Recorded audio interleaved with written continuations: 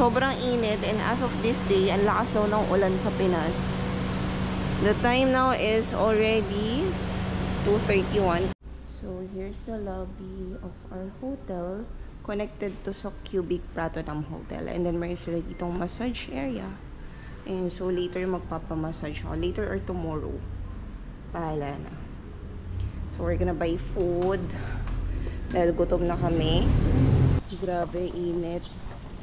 Kahit mainit dito, mas bet ko yung ganitong weather kesa sa umuulan. Naligo lang kami ni KD. And then, bibili kami ng food, saka clothes kasi lalo na siya, wala siyang masyadong dalang damit. So, bibili kami ng mga damit.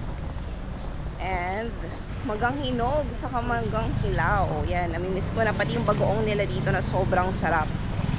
So, biglaan lang yung flight namin dito kasi nagbabalak talaga ako na magbangkok. Pero, yun nga, nakapag-book na pala si Brian ng flight na hindi ko inaasahan. Smoothie at mango, coffee nest, watermelon. Yan, na-miss ko to. And nagkikig yung lemon smoothie. Super yummy.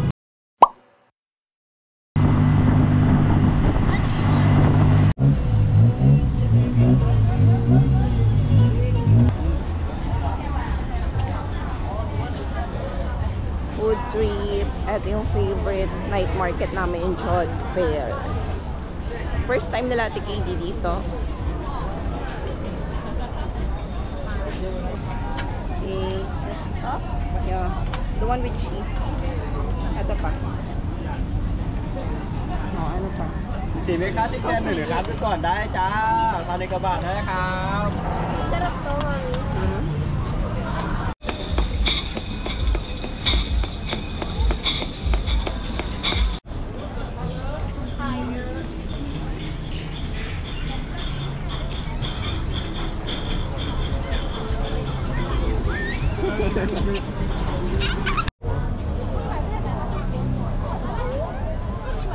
Cute name.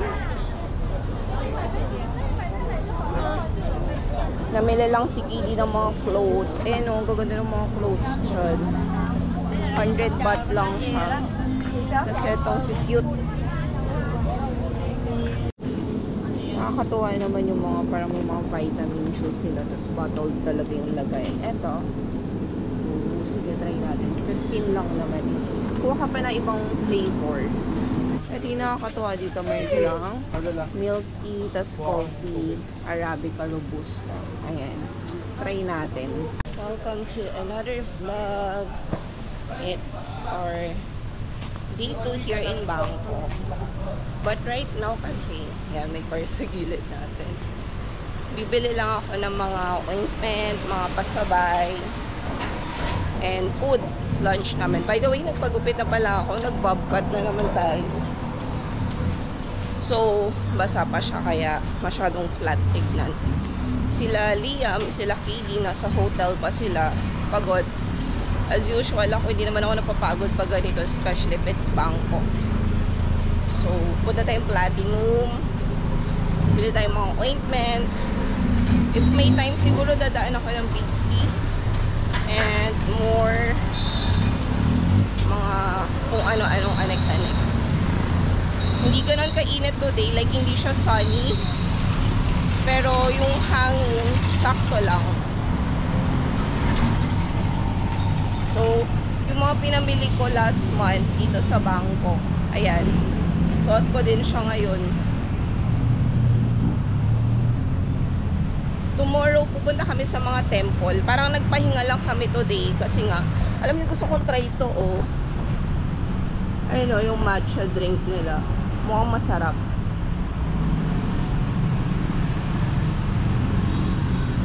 Anyways, nagpahinga lang kami kasi nga parang ang puti.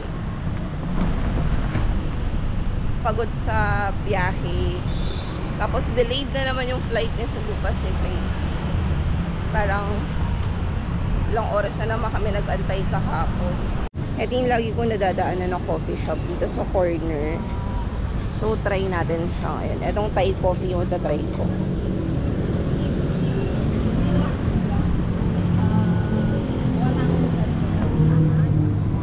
So this one is 90 baht. To be honest, expensive siya sa mga coffee dito sa Thailand kasi makakabili kayo ng coffee dito for like 20 baht, 30 baht or less. Pero in fairness, masarap siya. Medyo strong. At yung mga strong coffee na gusto ko na hindi siya like bland yung lasa. Super okay naman.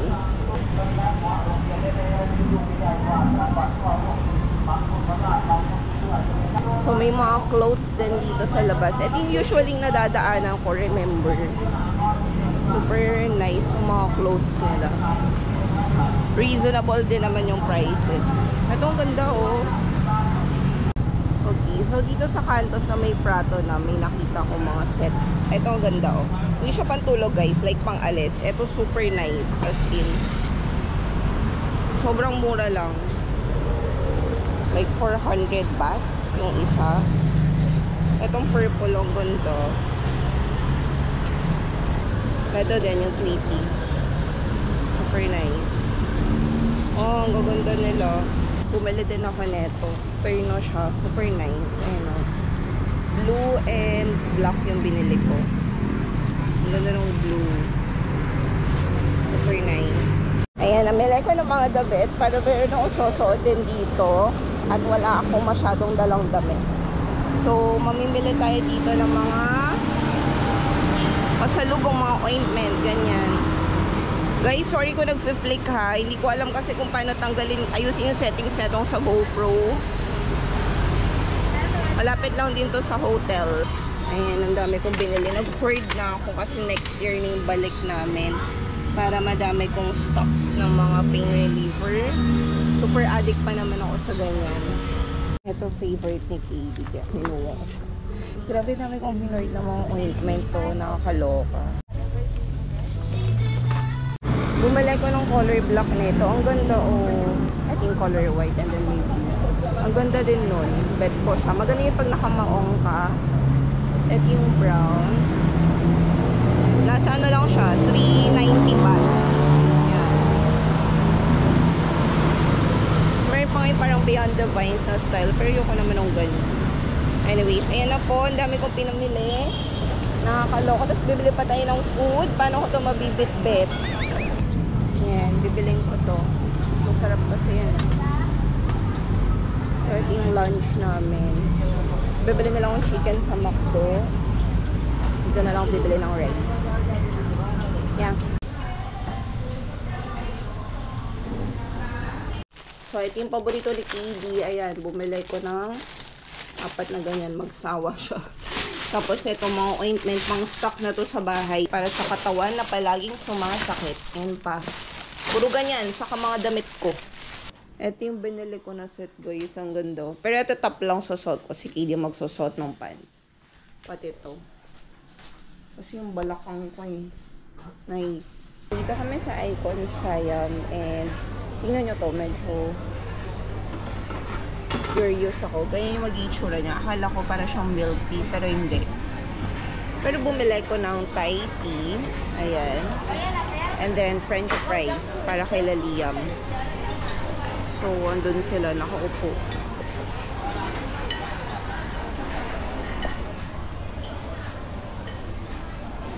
So, I got the Thai tea. Pero iba yata yung ano nila dito. Parang pearl. Light lang color niya. Hinantay ko na yung French fries nila. Liam. Okay. So, punta tayo ng Bath and Body kasi meron akong bibilin dito na pabango. Yun yung naamoy ko last month nung nagpunta kami dito. Nahanap ko siya. Yeah, that's my favorite. Yeah. Bang ano. 390 only? This one? Can I smell it? Bili lang ako ng mga bagong pabango. Although may pabango pa ako mga pinamili ko nun sa Malaysia. Pero may bago kasi silang scent, trinay ko. And now, of course, Sephora.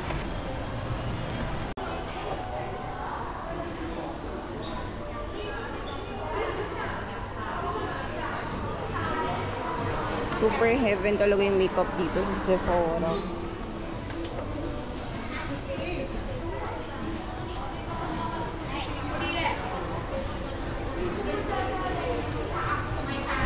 So, start na yung fountain show. Lane! Hi, Lane! What's this? Hi, Kitty. Wow, nice. Ayun o, videoan mo. Ang ganda o. Yung mga video. First time nila Lea may encounter yung fountain show dito.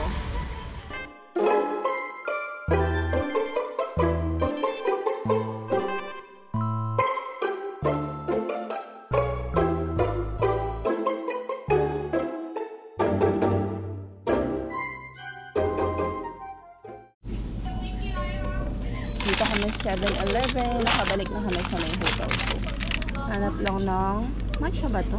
Hindi yata. Ice cream or something. Parang sarap eh, no?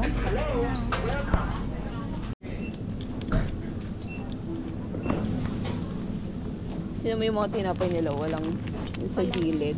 May palaman pero wala sa gilid. So, ito yung hotel namin. Ayan.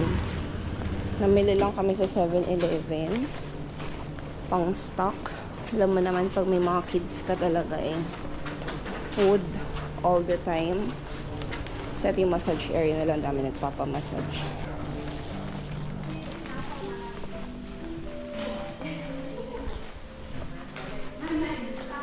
Super nice ng reception dito.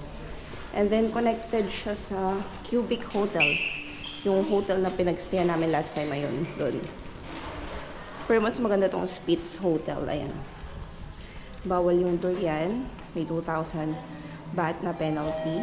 Yung reception doon pa din sa Cubic. Highly recommended to guys, kasi bago pa siya eh.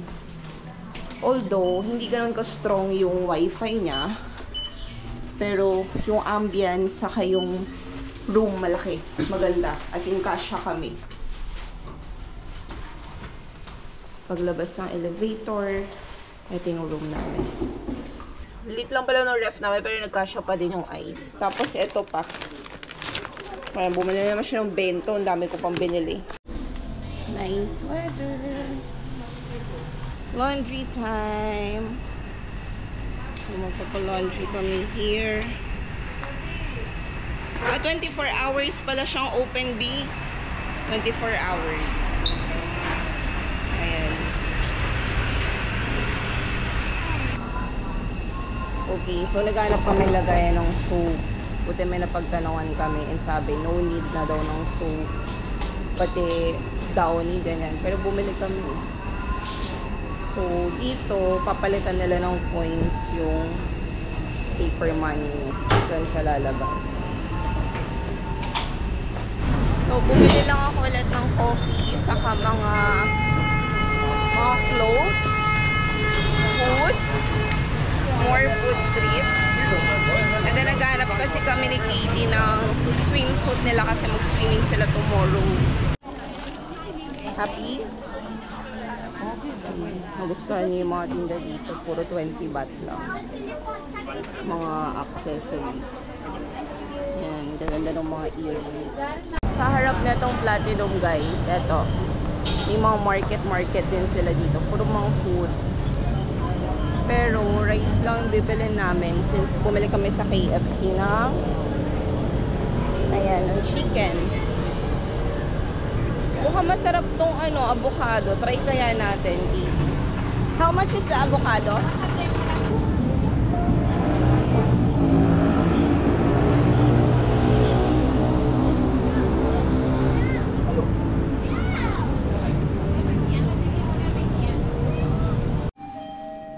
back in the hotel.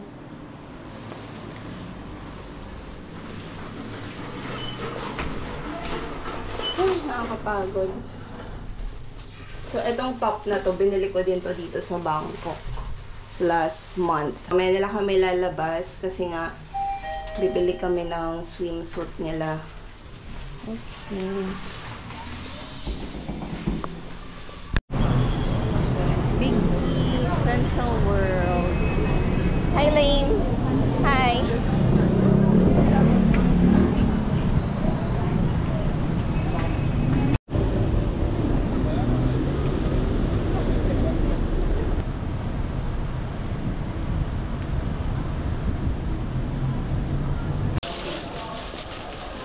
So, dito kami sa Central World sa Krispy Kreme.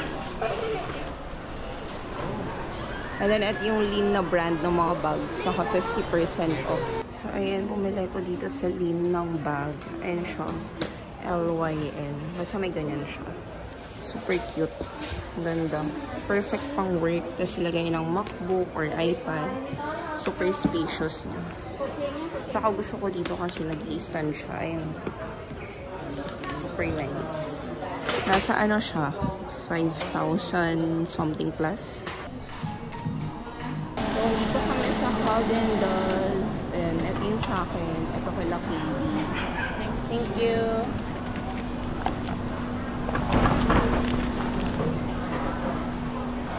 Ayan sila Brian. So, tumingin sila sa Carnival ng Adidas shoes. Open. Or you choose which one. Salted Carnival. Yung ganyan, ayaw mo?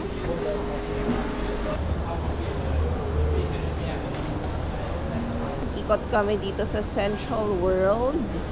Actually, ngayon lang namin to naikot and sobrang laki pala niya. Ayan na, nakita na ni Lane yung toys kaya sigaw na siya ng sigaw. Ayun no, super laki niya guys. Grabe. Lapit lang dito sa hotel, saka sa Platinum Mall. Ayan. Tinitingin tayo sa Care Bears Cafe, oh. Ang cute. Wow, cute. Super cute. Ang ganda niya. Nakakaaliw. May mga pouch and dolls din, mga plushies. Super cute, guys. Super nice, oh. Bibili siya ng shoes. Sinong suot niya? Nasa ano siya? 10,000 pesos. Ganda. Okay, so mag-walk na kami sa bridge. Papuntang Platinum Mall.